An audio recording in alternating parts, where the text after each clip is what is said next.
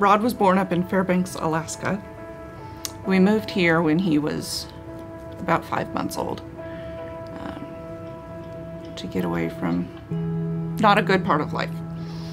His mother had severe postpartum depression, so Rod and I were together for about the first 6 months, and we really bonded closely during that time. He's a good kid. He has a good heart, but he doesn't always know how to show it. You know, we pretty quickly made the assessment that he had attention deficit hyperactivity disorder.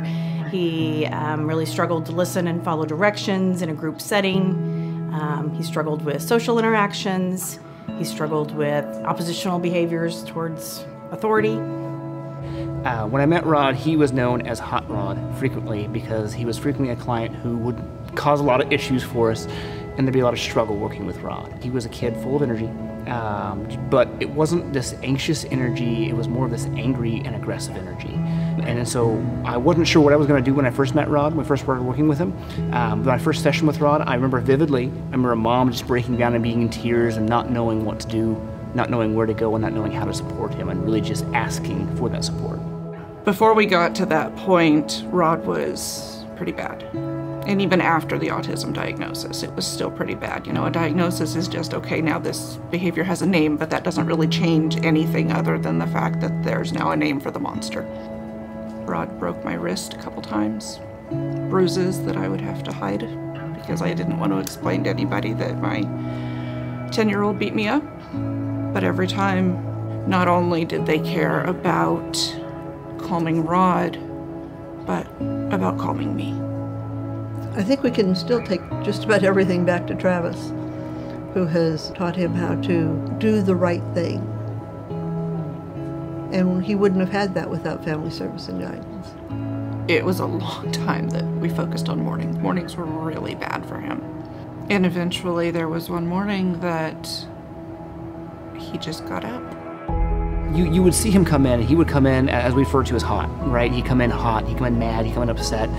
It would take an hour, hour and a half to get Mom out of the lobby, and then after that, another hour to get Rod calmed down to come in our building.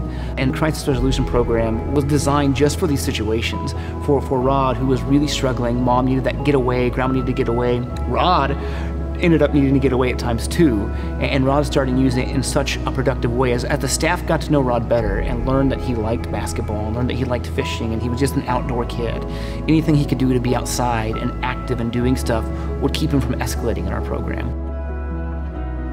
It was a rough 3 days for me not having him, but when he came back, I could see a difference. I could already see a difference. Obviously, it's not a magic cure. It's not gonna fix everything in 3 days. But there was hope. We would sit down and have these long conversations in family therapy about what's the next step, what's the plan. That was really one of those points where we realized Rod's view of himself.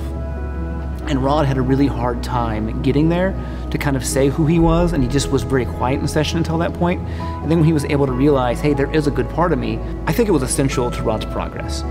My heart used to sink whenever I'd see the school phone number pop up on my phone. I thought, what did he do now? Looking back at that now and looking at the kid he is now, it's an amazing before and after.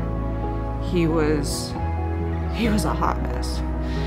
And now he is the kindest, gentlest boy that anybody could ever meet.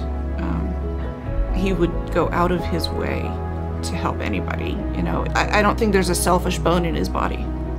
You know, I think when he got into programs like ROTC and Special Olympics, he was doing things that he was proud of.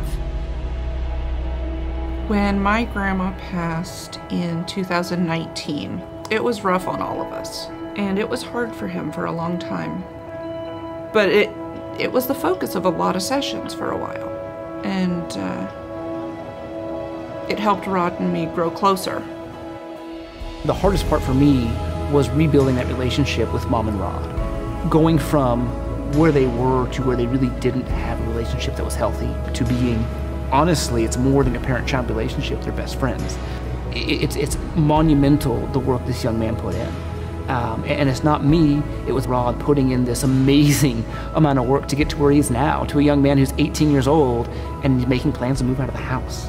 Something that none of us thought would ever happen. He's always wanting to help now instead of hurt.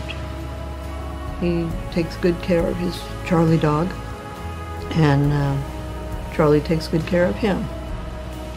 I like my kid again. I love being around him. I miss him when I'm not with him.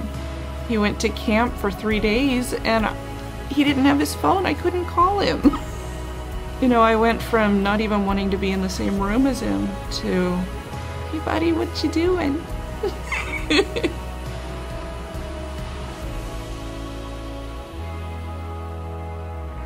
I honestly feel if it wasn't for Family Service and Guidance Center that my son would be institutionalized right now and I wouldn't have him. I didn't know what to do. I didn't know how to do it, and with the help he got from Family Service, I was able to be the mom that he deserves for him to be the amazing kid that he is.